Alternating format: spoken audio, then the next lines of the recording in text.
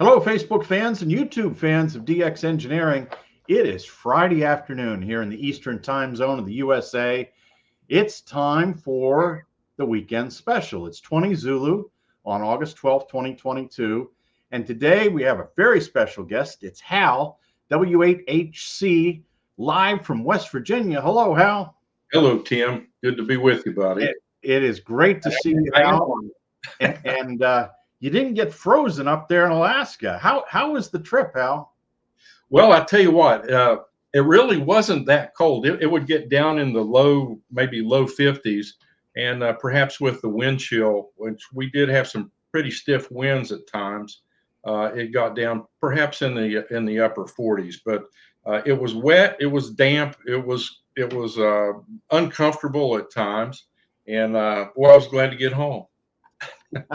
So you went to a pretty amazing place. This was in Kiska, Alaska. So, yes. So you're in Zone 1, and we're going to look at the map here a little bit. But tell us, do you see the photo of the QSL card there? I sure do. Yes, I do, Tim. Yeah, I was in Zone 1. And Kiska is located out in the Aleutian Island chain, and we had tried to go there last year. Actually, this was the third attempt to get to Kiska and activate it for an IOTA expedition. And of course, in 2020, the COVID problem was rampant, and all travel was not available. So they canceled that with the Russian Robinson Club. We tried last year, and some of you probably aware we had an issue with the vessel, and Tim NL8F thought that he would have an opportunity to locate another vessel for us, and so we went ahead and went out to ADAC last year, and had hoped to catch a ride from ADAC on out to Kiska to do the expedition last year, and that fell through. We ended up operating from ADAC last year, KL7RRC, and I think we made about 10,000 contacts while we were there. And the plan was to look at it for once again for this year and see if we couldn't find a better mode of transportation. Or a more reliable mode of transportation. You know that, Tim, that seems to be the problem. That's the issue these days on these DXpeditions is finding transportation. At least it's in a reasonable budget. And fortunately for the way things worked out this year, Tim, who works in Dutch Harbor there and has a connection to the boating industry there, which, by the way, is the if you ever watched The Deadliest Catch, if you've ever caught that show, that's where that's based out of, and I'll touch a little bit more on that. But anyway, Tim was able to access a charter vessel aboard the April Lonnie, and as it turned out, the captain of the April Lonnie was a member of the cast. He was one of the featured captains during the 2008 season of The Deadliest Catch. So Captain Rick Fest was a very capable captain to take us out into the Bering Sea, out into the Aleutians, and so we were very comfortable with him, taking us out there and making sure that we were safely onto the island.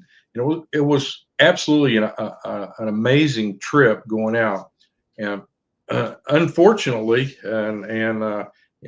we haven't completed our PowerPoint presentation. I did hope to have a few slides. I've got some technical issues here, and so what I want to do, just kind of talk you through some of the things that we ended up doing once we got there, and we were very fortunate to have had a great weather window.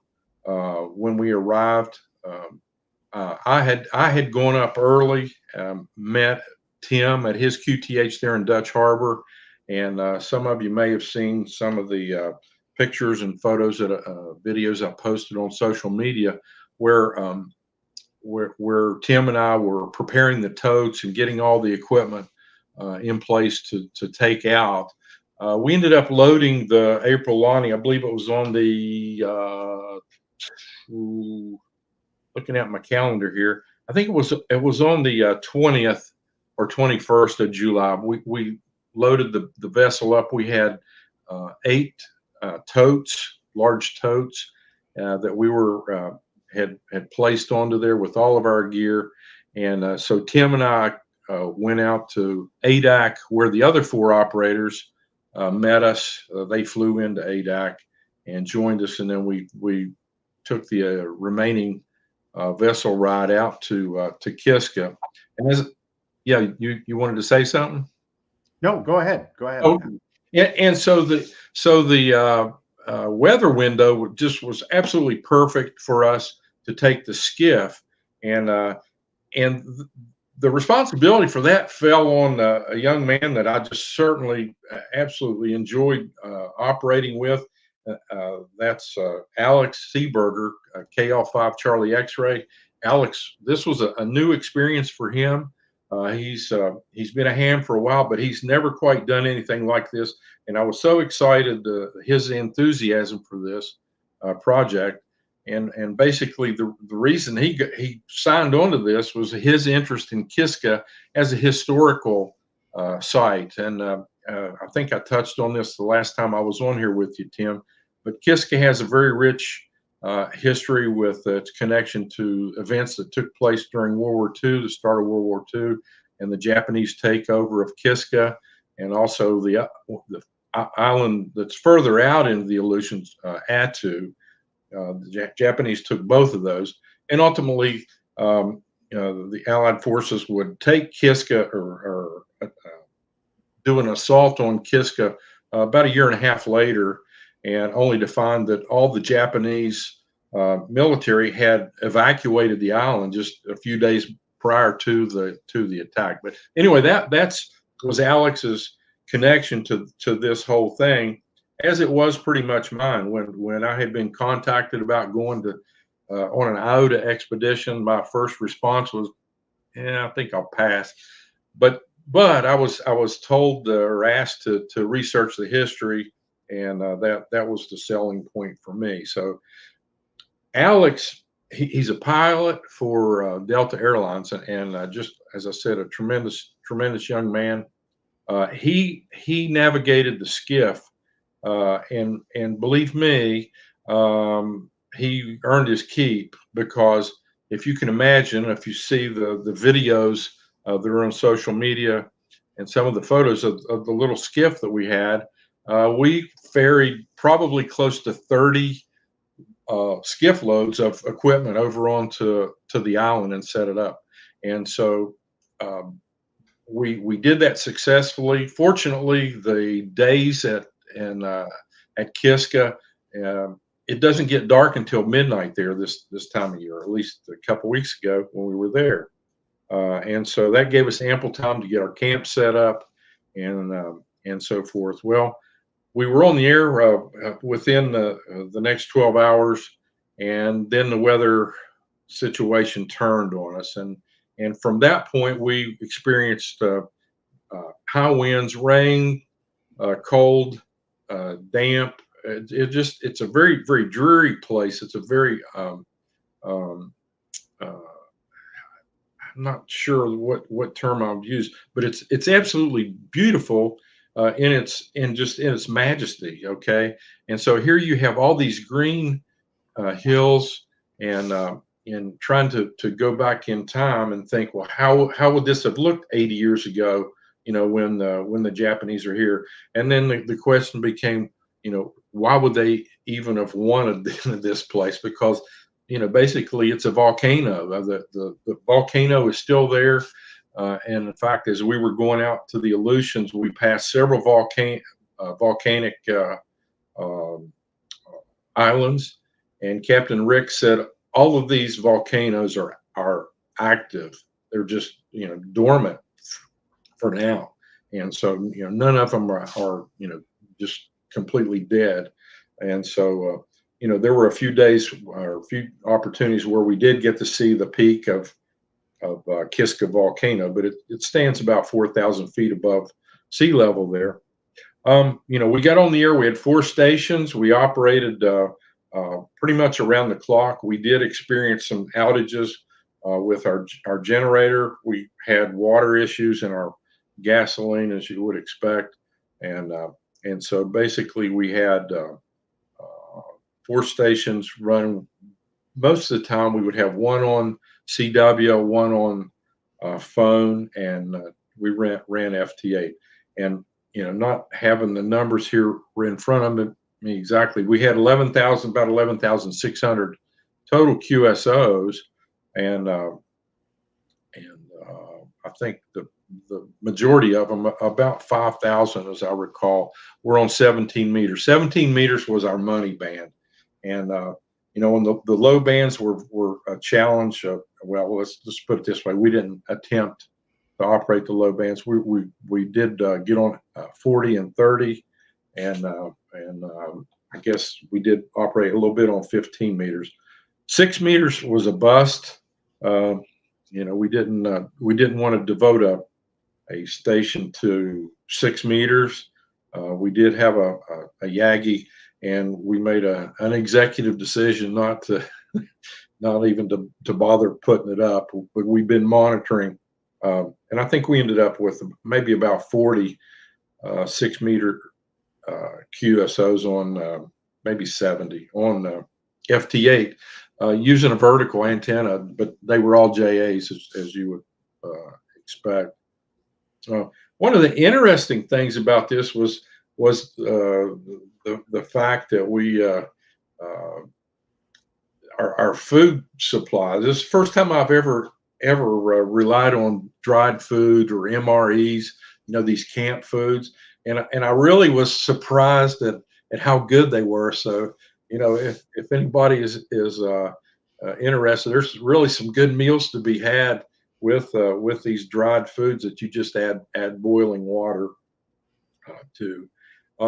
About the third night there, we experienced terrible winds, gusting probably 40 to 50 miles an hour, that literally shredded one of our tents, and woke up that morning where I was up trying to maintain our tent where Tim and I were, and the tent had collapsed on Adrian, K8HC, and James, KB2 FMH. They were in this sleeping tent, and the tent was on top of them, and they didn't even know they were still asleep. I don't know how they slept through that, but we had to pull that tent, and fortunately we had a spare tent that we were able to put up as extra quarters, and then we ultimately secured the other 3 tents. Alex, he brought a little North Face one man tent that he wanted to try out, and so he had his own tent, and I think he probably did better than all of us at his little tent. But the one thing that I do want to make sure that everybody is aware of, and we'll be sharing this in presentations, is some of the photography, some of the photographs that Alex took. He was like a little mountain goat. He'd fit right in here in West Virginia, because he literally went miles and miles back in the hills up there to see some of the remnants from the World War II, and just has literally hundreds of photos that he took, and I wish I could have shared here, but it's fascinating. You walk down the beach.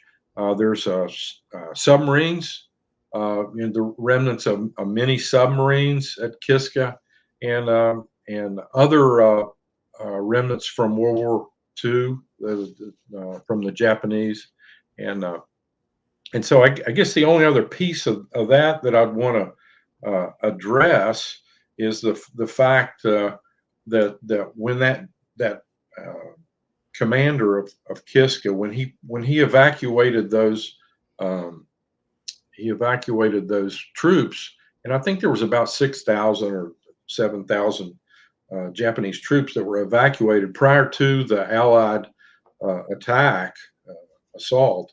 Um, you know, when he got them off there, and I guess got them back to Japan, following the war, he became recognized as a hero for saving so many lives. And in fact, and I may have mentioned this before, they had one of the JA operators had contacted us last year and relayed the story about this general and how he was from his hometown originally, and that you know, I think he had gone to the same school where the general had, and so we decided that we would have a special little commemoration there. We took a Japanese flag and of course had an American flag, and we did a little photo session with that, and we'll be sending that Japanese flag to Skip. His call sign W8HC, and just very supportive of our expedition, and we're hoping that Skip will pass this on to the local school there. And so, that kind of sealed the deal with the commemoration. And so that brings us, I guess, kind of to the getting off the island. So the weather, it was good, I think, for maybe one day, and then it went south again on us. We were in contact with Rick. He was wanting to come onto the island and visit us, but he never left the boat there. He was anchored in the harbor. In fact, he had to reposition a couple times because of the weather and trying to find a lee there. But anyway, he was in touch on the internet with the weather situation, and the weather the night before we left, it rained so hard, and the wind was blowing so hard. I literally sat in a chair with my back against the wall of the tent, trying to keep the tent from the wall from blowing in on the tent. And so when I got up, and when the rest of the guys got up, we got a hold of Rick, and he assured us that according to his weather reports, that we would have a weather wind. The weather would start clearing up around noon. The breakers there on the beach were about 3 feet, and there was absolutely no way that we were going to attempt to ferry 30-some loads of our gear back to the April. But sure enough, the weather did break, and we spent about the next 6 hours or so ferrying. And again, it was Alex running the skiff. Just did an excellent job. Adrian and Yuri stayed on the beach there, loading stuff into the skiff. Alex would make the runs. James and I were on the April, pulling stuff up and putting them back in the totes. And I want to tell you something. I was so beat. I mean, after all that, and then my legs, my knees, walking in that volcanic sand with rubber boots, and not having good traction. It's exercise, and I definitely got my exercise. Well, I lost 9 pounds. So even with the good MREs, you lost 9 pounds. I lost 9 pounds in this trip. So that's a great story, Alan, and we will definitely have you on again when you've got some slides to share with us. I wanted to just recognize some of the chat room, and Kilo Golf 2 Mike is on today, and he's a big fan of the Kilo 7 Kilo crew, and really? Steve, Kilo Oscar 4 Alpha Fox Lima. Thanks for the contact. Just need one more state for 100 all states with parks on the air. And then we've got from Tucson, Arizona. It's November, Lima 7 Delta. He's having fun with his new FTDX10, his new Yaesu radio that he got from DX Engineering. From Israel, it's 4 X-Ray 5 Whiskey Bravo. And Bob the Traveler, who is WD8 November Victor November. I work K7K 4 times on 3 bands on CW phone and FT8. He ordered his QSL cards via OQRS, and thanks for the effort. And Dan, WA4 Mike Oscar Mike is on with us, and our good friend and blogger, Greg, who blogs on onallbands.com. Hal, thanks for the K7K activation. I monitored for many hours. Propagation to Arizona was strange. The QSB exhibited both deep sub-minute fades plus long periods of loss of your signal, but I did manage to work K7K on 3 bands. Awesome. And our friend Wayne, K8 Fox, who is part of the DX Engineering sales team. Good job, Hal. Looking forward to your next adventure. And we've got Dennis on from Warren, Ohio, Whiskey 8 Tango Whiskey Oscar. And from Puerto Rico, Kilo Papa 4 Radio Yankee. And in Pittsburgh, it's Kilo Charlie 3 Tango Delta Whiskey. That's a pretty new call, Hal. So that's nice to have Lonnie on. And Ernie, Alpha Delta 5 Mike Delta from Brownsville, Texas. Thank you for the K7K QSO. And from Indonesia, it's Yankee Bravo 4 Alpha Sierra. The sun will be up here in a little bit out there for Saturday morning. And Ray, November 9 Juliet Alpha from ICOM America. I hear going on a DXpedition with Yuri is always an adventure, and you can see Hal is having a good time with that. And our friend Bob, K3UL, great job working you on many bands. Thank you, Hal. And Bob is a DXer extraordinaire. I know the call. Yeah. Yeah. Well, you know, Bob is he's an excellent tower climber too, Hal. I just got to tell you a quick story. He's an excellent tower climber, and he climbs at night because otherwise he scares his neighbors because he's blind. Oh my goodness. I have a photo of Bob up on his tower, and he's a tremendous operator. And so glad to have everybody on today. And Hal, thanks so much for sharing. Yeah, I mean, the experience is so new because you just got back.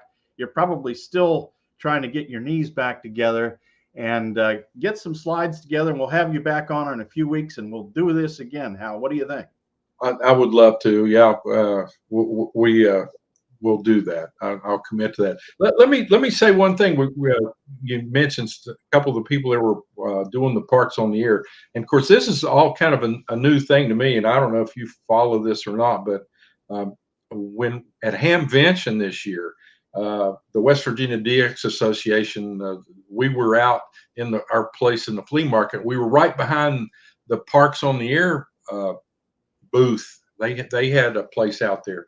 And it was absolutely, I mean, people were lined up. It's a huge, huge thing. And, you know, we had tremendous support from the Parks on the Air people. James was a big part of that. And so I'm appreciative that he kind of took the lead on that. But, you know, it's good to see, you know, the enthusiasm in this segment of the hobby with the Parks on the Air. And it's really good to have, you know, some opportunities there to generate some QSOs on the band, generate some excitement. So, you know, that was a good thing, and I'm glad to have had that exposure to Parks on the Air. Well, that's good. This is why, Hal, and you know this maybe even better than I do. This is the greatest hobby in the world. Absolutely. Yep. And so all these gems. Again, thanks so much for coming on today with us, Hal. I hope you have a great weekend. And to all the viewers, get on the air, have some fun, and we'll see you next week for Tuesdays with Tim and Jeff. Until then, 73 from DX Engineering.